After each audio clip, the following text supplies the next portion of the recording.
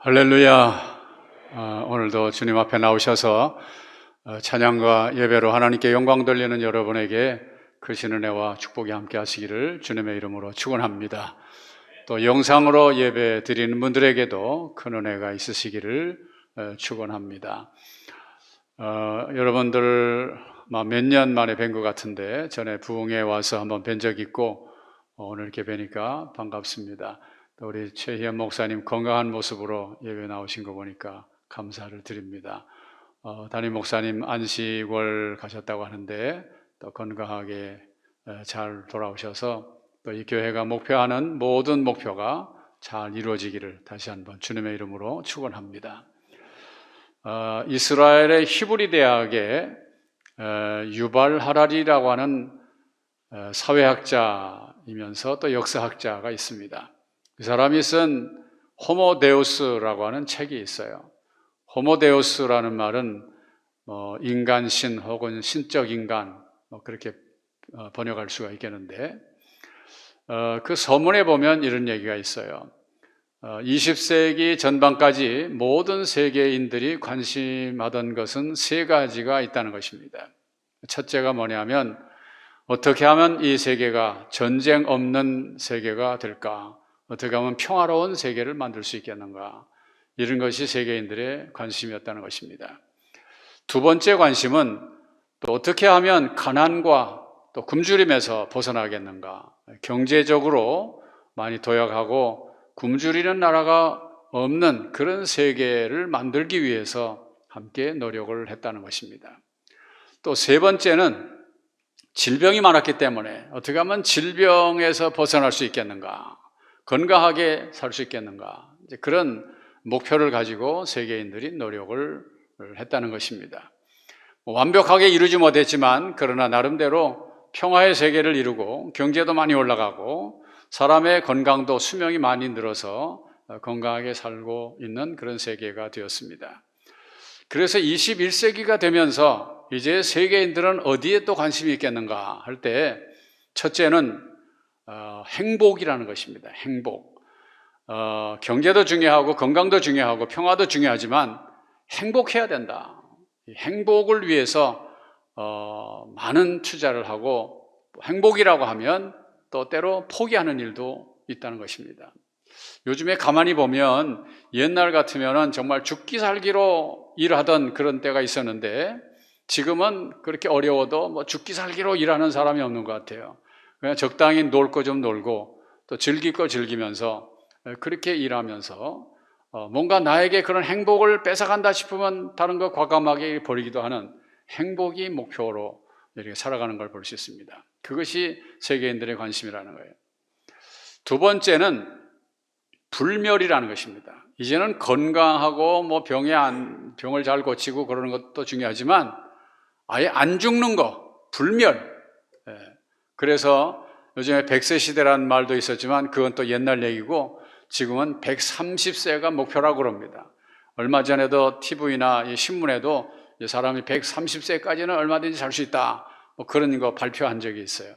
오래 이렇게 살기를 원하면서 불멸, 아예 이제는 죽지 않겠다는 거예요. 죽지 않겠다.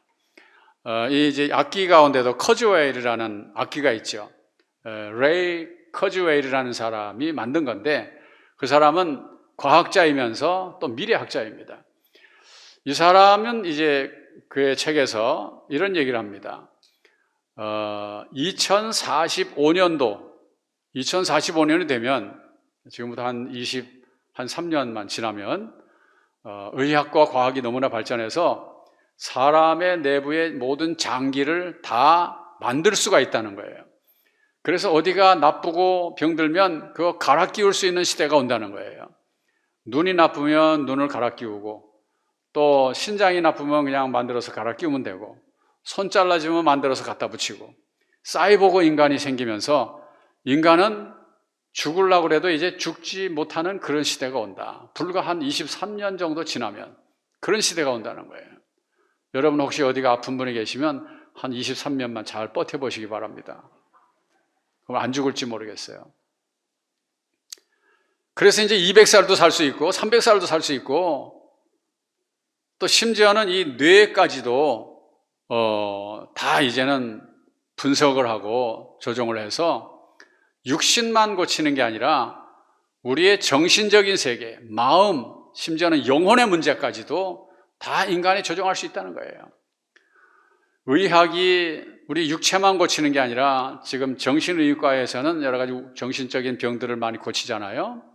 그런 것처럼 뭐 우울증도 약 먹으면 좀 낫고 또 이렇게 좀 밝아지고 뭐 그런 것처럼 정신세계, 우리의 마음, 영혼 이런 것도 어떤 뇌의 작용에 의한 것이라고 판단을 해가지고 그걸 다 분석하고 밝혀내서 영혼의 문제까지도 의학적으로 다 조정하고 저 사람이 무슨 생각을 하고 있는지 그거 다 밝혀낸다는 것입니다.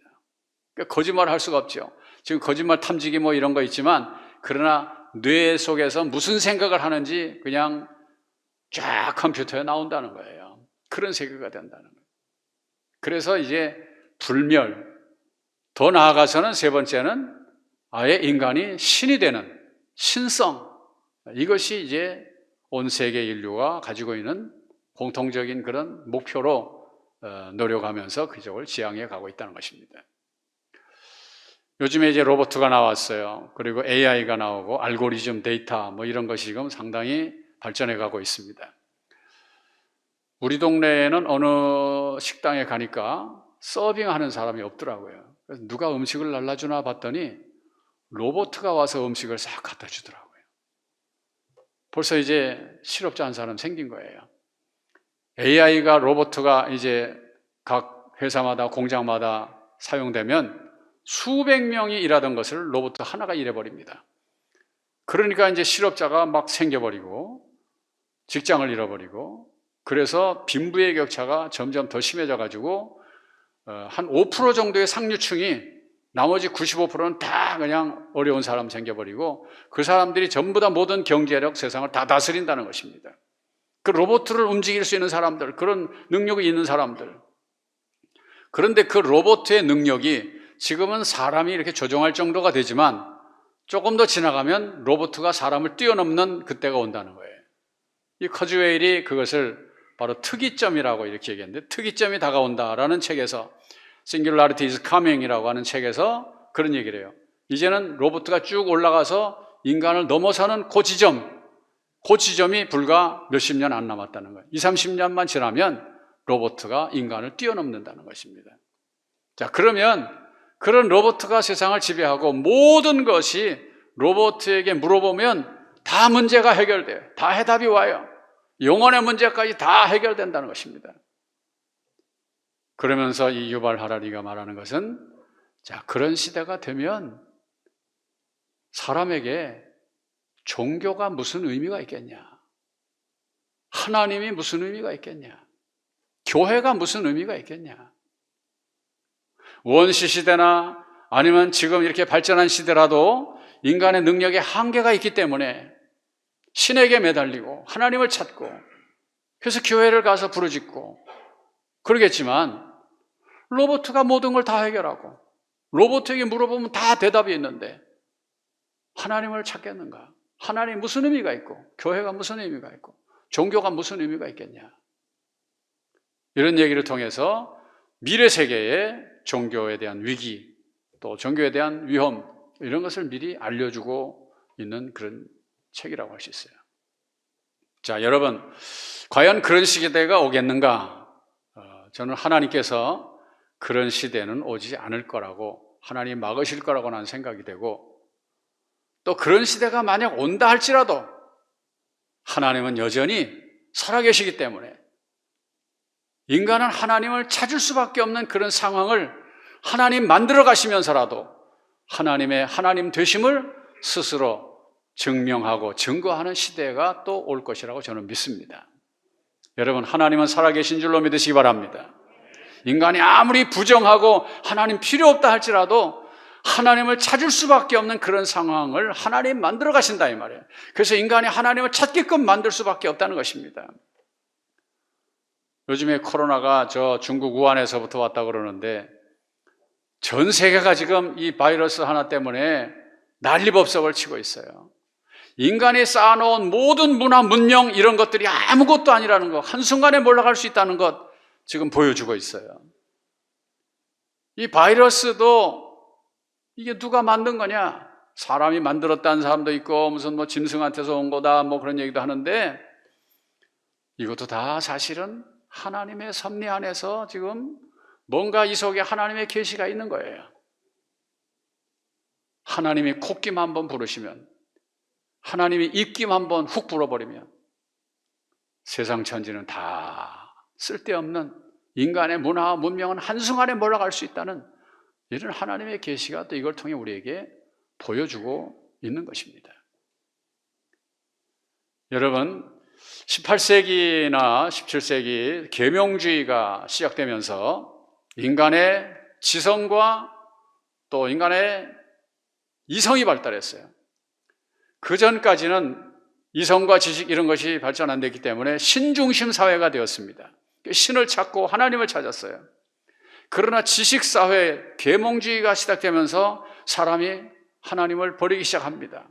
그래서 유럽의 교회가 텅텅 비어가기 시작하고, 우리 힘으로, 우리의 지식으로, 우리의 경험으로 뭐든지 이 땅을 유토피아 만들 수 있다, 그렇게 교만해졌어요. 그러다가 1차 세계대전이 일어나고 2차 세계대전 일어나면서 인간의 교만이 여지없이 무너졌습니다. 인간이 이 땅을 유토피아로 만들 수 있는 게 아니구나, 사람에게 한계가 있구나, 인간의 지식으로 할 수 없는 거구나, 그걸 깨달아서 다시 하나님께로 돌아오기 시작했어요. 신을 찾기 시작했어요. 그러나 이제 20세기가 되면서 이제 최고의 과학과 최고의 기술 문명을 만들어내면서 인간은 점점 또 하나님을 멀리하기 시작합니다. 영국도 산업사회, 이 산업혁명 이후에 점점점 하나님을 떠나가기 시작했어요.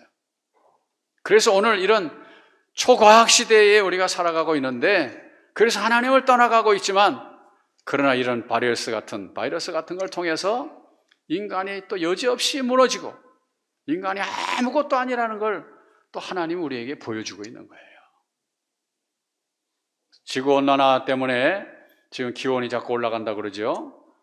그래서 2도만 올라가면 우리나라에 인천이 없어지고 목포가 없어진대요. 바닷물이 이렇게 막 올라와가지고. 하나님께서 그야말로 입김 한번 불면, 콧김 한번 불면 인간의 모든 것은 다 아무것도 아닌 그냥 먼지로 돌아갈 수밖에 없는 그런 존재라는 걸 인간이 깨달아야 합니다. 그래서 우리는 어떤 경우에도 하나님께 나아가야 하고, 하나님만이 우리의 생명이시고 우리의 주인이시고 이 지구와 우주와 온 역사를 다스리시는 분이 바로 하나님이시고 인간의 생사화복을 주장하시는 이가 하나님이신 줄로 믿으시기를 바랍니다. 오늘 성경에 예수님께서 첫 번째 기적을 베푸셨는데, 그것이 바로 물로 포도주를 만드시는 사건이었어요. 가나의 혼인잔치에 오셔가지고 포도주가 떨어지니까 마리아가 와서 예수님께 구했다고 그랬어요.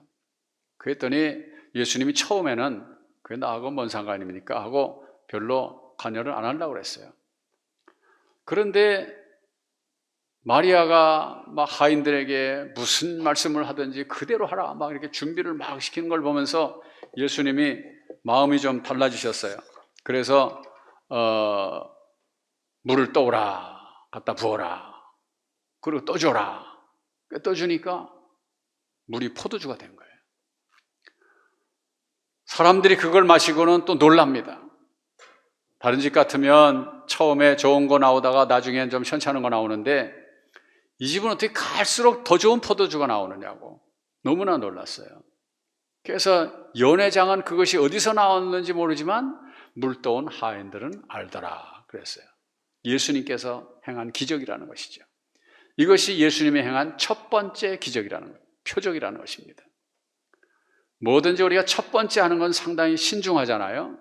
상당히 중요하잖아요. 예수님도 이제 30세에 공생애를 시작하면서 많은 기적을 행하실 텐데, 내가 무슨 기적을 제일 처음에 해야 될까? 아마 예수님도 좀 생각을 하셨겠죠. 장님을 먼저 띄워주는 그걸 먼저 할까? 문둥병자를 일으키는 걸 그걸 첫 번째 할까? 귀신을 쫓아내는 걸 첫 번째 할까?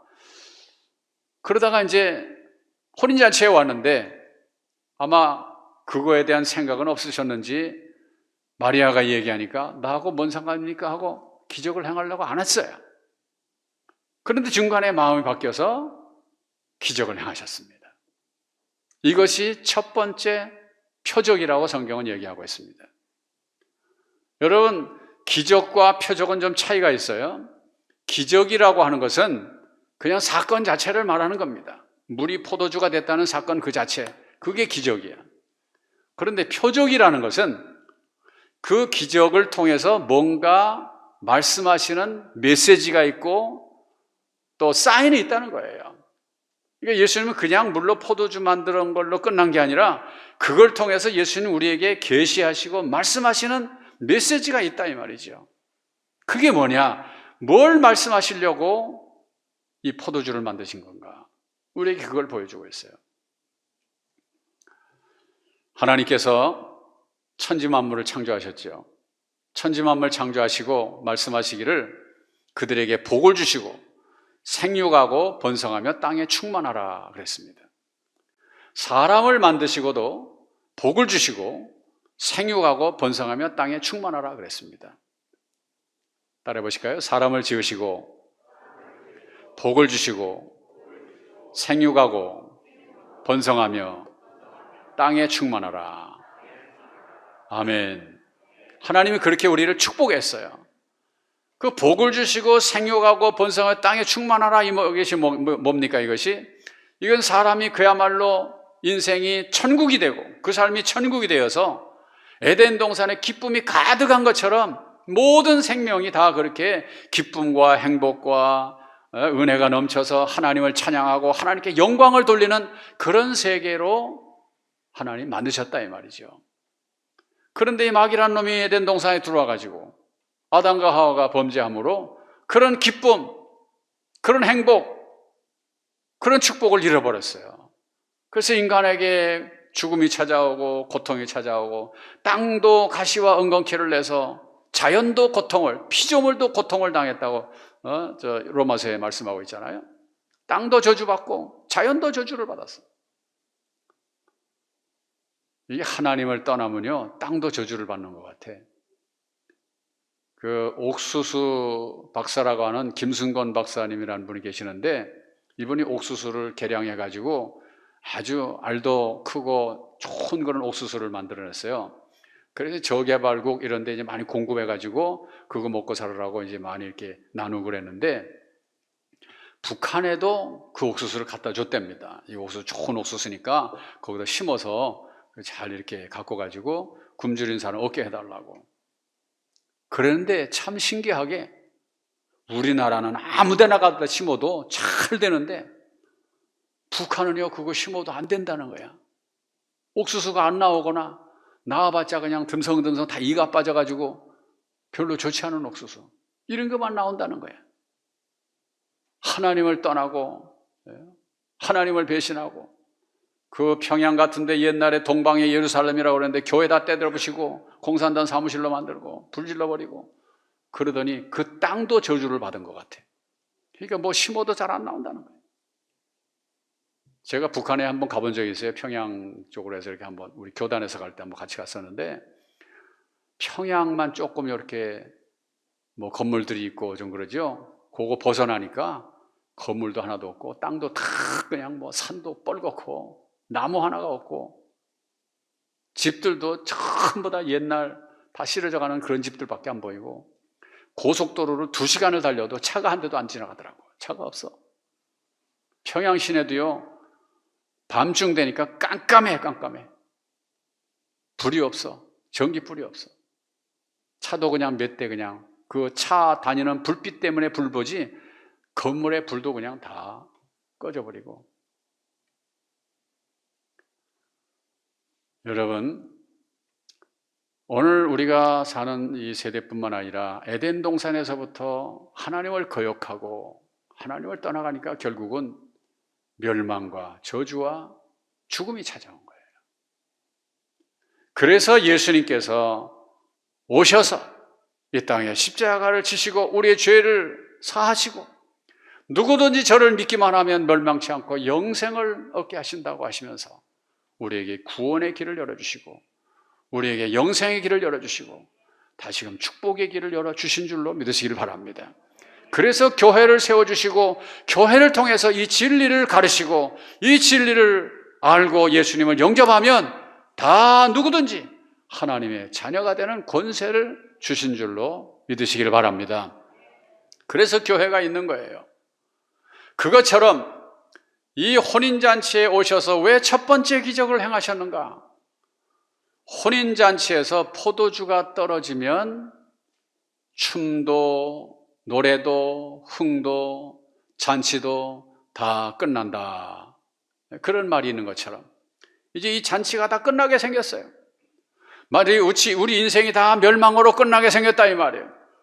그러나 그리스도가 오셔서 우리에게 생명을 주신 것처럼 이 포도주가 떨어져서 잔치가 끝나버리는 이 상황 속에 예수님이 참 포도주가 되셔서 오셔가지고 다시 그 포도주를 만들어주시면서 잃어버린 노래와 흥과 춤과 기쁨과 잔치를 다시 회복해 주시기 위해서 오신 바로 내가 메시아다라고 하는 것을 보여주시는 그런 표적이었다 하는 것입니다.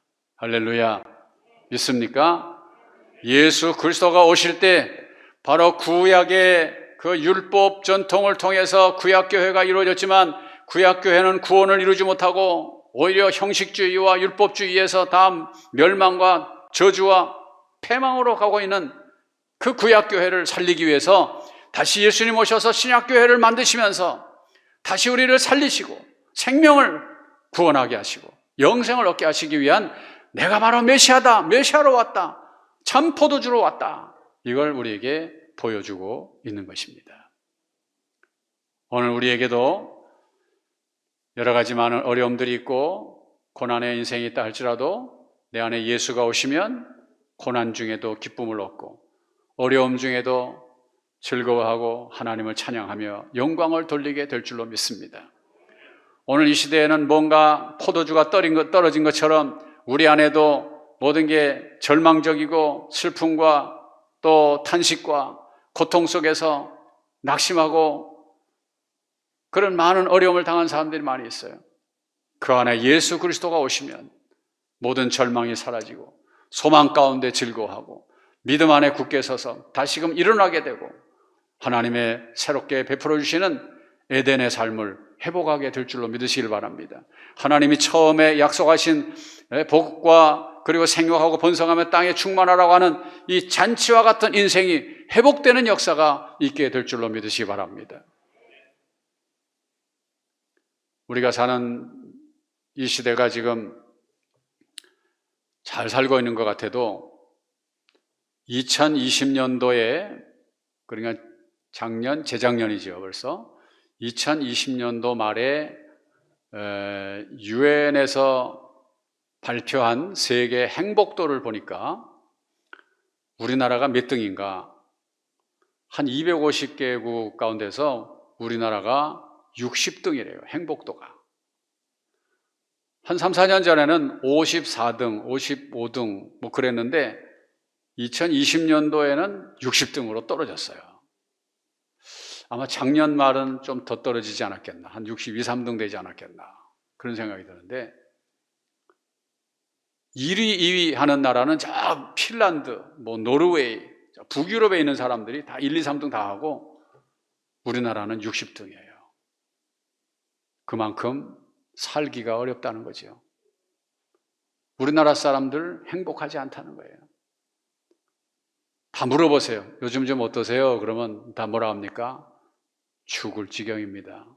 다 그러죠. 여러분은 어떠십니까? 살만하십니까? 여러분은 양천교회 분들은 늘 살만하시기를 주님의 이름으로 축원합니다.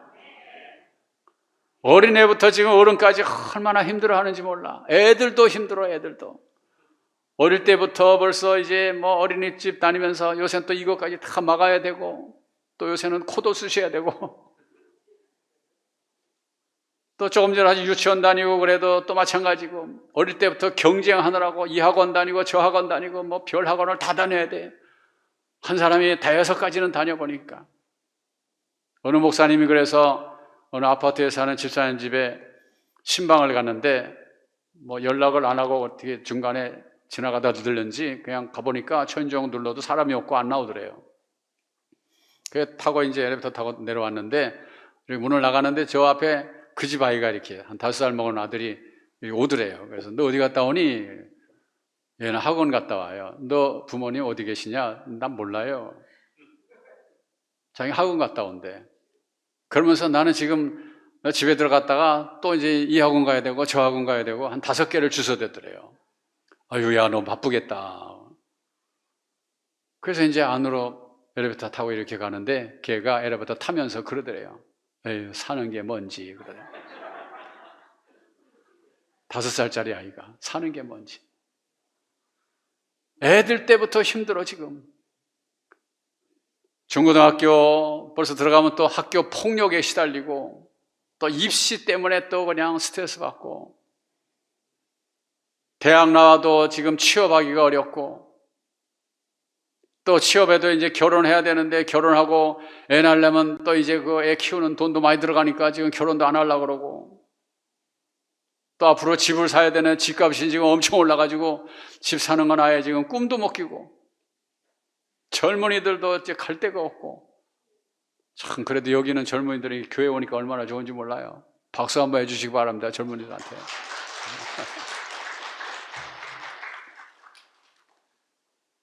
교회는 점점 젊은이들은 없고 자꾸 고령화돼 가고 있고 어른들은 어른들 나름대로 건강 문제 때문에 스트레스 받고 여기 아프다 저기 아프다 병원 다니기 힘들고 자녀들 문제 때문에 골치 아프고 사업하는 사람 또 코로나 때문에 사업도 안 되고 요새 어디 음식점 같은 데 가봐도 사람이 텅텅 비었더라고요.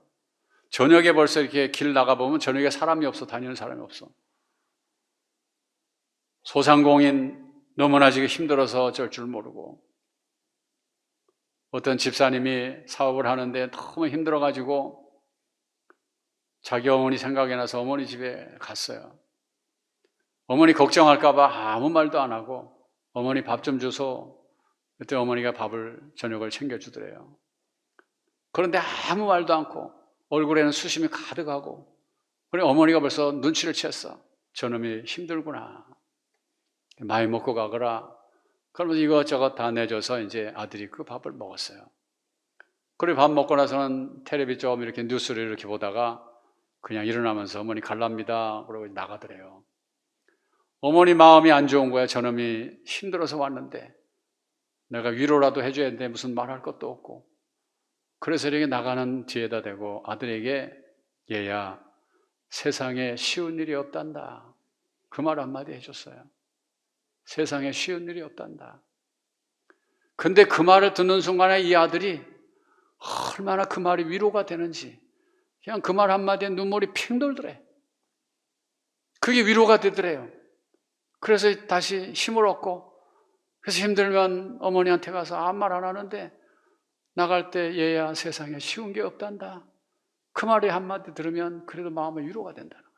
그래서 어머니 집을 가끔 이렇게 간다는 거예요. 여러분 칼빈은 교회를 어머니라고 그랬어요. 네. 어머니 같은 교회라고. 아마 여러분들도 세상에서 힘들고 지치고 피곤하고 절망할 때 그래도 교회 가서 말씀 한마디 들으면 위로가 될 것 같아서 그래서 아마 교회 오시는 분도 많이 계실 거예요. 오늘 우리는 세상에서 어디서 우리가 위로를 받겠습니까? 세상에 누구한테 우리가 위로를 받겠어요? 예수님께 우리가 가면 그의 음성을 통해서 그의 말씀을 통해서 오늘도 우리가 위로를 받고 다시 소망을 얻고 힘을 얻을 수 있는 그것이 바로 하나님의 말씀이기 때문에 언제나 또 하나님 앞에 와서 그 말씀을 듣고 또 우리가 돌아가서 세상에서 다시 잃어버린 희망을 다시 용기를 내고 또 소망을 얻고 그래서 일어나는 내 인생의 삶을 다시 잔치와 같이 만들어가는 그게 바로 우리의 신앙생활이 또 돼야 할 줄로 믿습니다. 오늘도 수고하고 무거운 짐지자들아 다 내게로 오라. 내가 너희를 쉬게 하리라. 두려워하지 말라. 내가 너와 함께 함이니라. 놀라지 말라. 나는 네 하나님이 됨이니라. 내가 너를 굳세게 하리라. 참으로 너를 도와주리라. 참으로 나의 의로운 오른손으로 너를 붙들리라. 오늘 그 말씀을 우리가 붙들면 오늘 우리가 다시금 힘을 얻을 수 있어요. 넘어진 자가 그래서 주님의 손을 잡고 일어나고 다시 이제 쓰러진 자리에서 다시 힘을 내어서 내 잃어버린 기쁨을 다시 찾고 내 끝나버릴 것 같은 인생의 잔치를 다시금 회복하는 것이 주의 손을 잡고 주의 음성을 들을 때 우리가 그와 같은 일을 다시 살아가게 되는 것입니다. 우리가 아는 복음성가 중에 그런 찬양이 있죠. 주님여 이 손을 꼭 잡고 가소서. 약하고 피곤한 이 몸을 폭풍우 감속 해치사 빛으로 손잡고 날 인도하소서. 다 같이 인생이 힘들고 고난이 겹칠 때 주님여 날 도와주소서. 외치는 이 소리 귀 기울이시사 손잡고 날 인도하소서.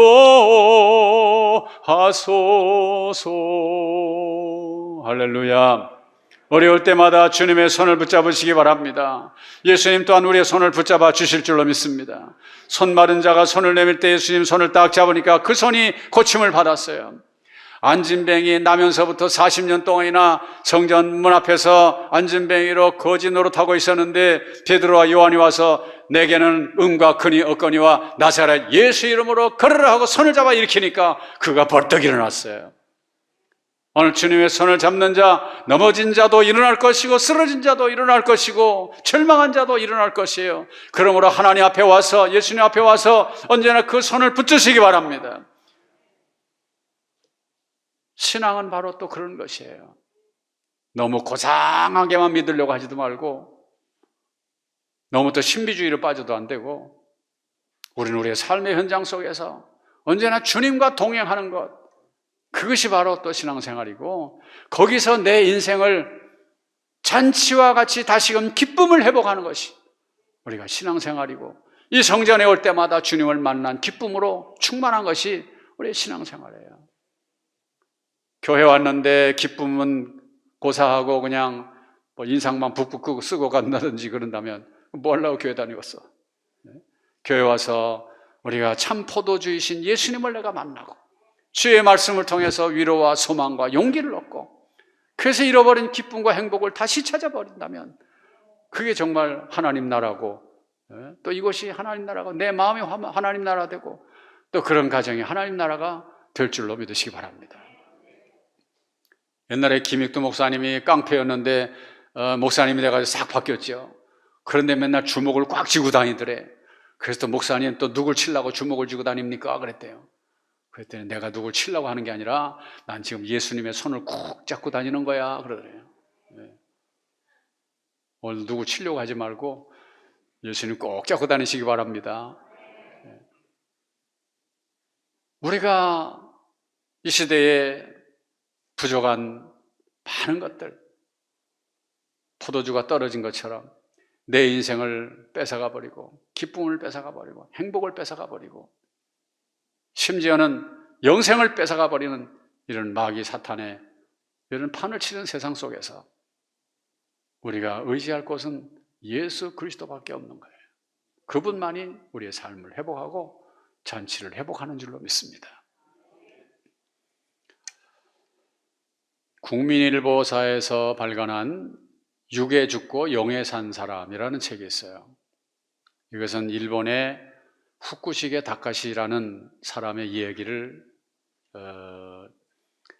김수정인가 그 국민일보 기자가 그걸 써서 책으로 만들어냈는데 그 사람은 일본의 유명한 공학도였습니다. 과학자입니다. 지금은 텔레비가 다 이게 납작한 텔레비인데 옛날에는 두꺼운 텔레비였잖아요. 브라운관 뭐 이런 거. 근데 이 후쿠시게 다카시라는 사람이 일본에서 저 납작한 텔레비를 세계 최초로 만들어낸 사람이에요. 아주 유명한 공학도이고 과학자입니다. 그런데 그 사람 예수를 안 믿었어요. 그런데 그 부인이 한국 사람이에요. 장혜림이라는 한국 사람이에요. 예수를 잘 믿고 교회를 열심히 다녔어요. 그래서 남편을 전도하면서 예수 좀 믿고 같이 교회 좀 가자고. 나는 교회 가면 맨날 혼자라서 난 과부도 아닌데 과부 취급받으니까 좀 당신하고 같이 좀 가고 싶다고. 그런데도 안 가고 성탄절 이런 때 되면 이제 애들이 뭐 이렇게 발표회도 하고 그러니까 그 길에 뭐 한두 번 이렇게 따라간 적은 있대요. 그런데 안 오는 거야. 그러면서 어느 날 부인한테 또 그러더래요. 여보, 당신은 말이야 교회 가서 뭐 혼자라서 과부부 같다고 그러지만 나는 말이야 주일날 또 노는 날인데 나도 당신하고 시간 보내고 싶은데 당신 가버리니까 나 혼자 그럼 나는 호래비처럼 산다고. 나 마음도 좀 이해해달라고. 그 소리 하니까 또 부인이 좀 약간 마음이 좀 꺼름직하더래요. 그러면서 이제 남편이 오늘은 저 교회 가지 말고 좀 어디 좀 놀러 가자고. 그래가지고 주일날 겨울인데 저 애나산이라고 하는 한 2,000m 되는 그런 산에 스키를 타러 갔대요. 둘이서. 그래서 이제 스키를 타고 좀 힘들어서 꼭대기에 그 벤치가 있는데 벤치에 이렇게 둘이가 앉아서 쉬고 있었어요. 그런데 갑자기 남편이 앉아 있다가 그냥 스르르 쓰러지더래요. 저절로. 그래서 정신을 잃어버리고 기절을 해버린 거예요. 그래서 긴급 출동을 해가지고 헬기가 와서 이 사람을 싣고 병원으로 아주 신속하게 이송을 했어요. 그런데도 안 깨나는 거야. 뭐 일주일이 지나고 2주일이 지나고 그런데도 안 깨나는 거예요. 이 부인이 기도하면서 하나님 우리 남편 살려주세요. 구원도 못 받았는데 살려주세요. 살려주세요. 기도하다가 어느 날 철 십자를 넣어서 구해가지고 그 십자가를 침상 머리맡에 벽에다가 이렇게 딱 갖다 붙였어요. 하나님 기적을 베풀어 주세요. 예수님 기적을 베풀어 주세요.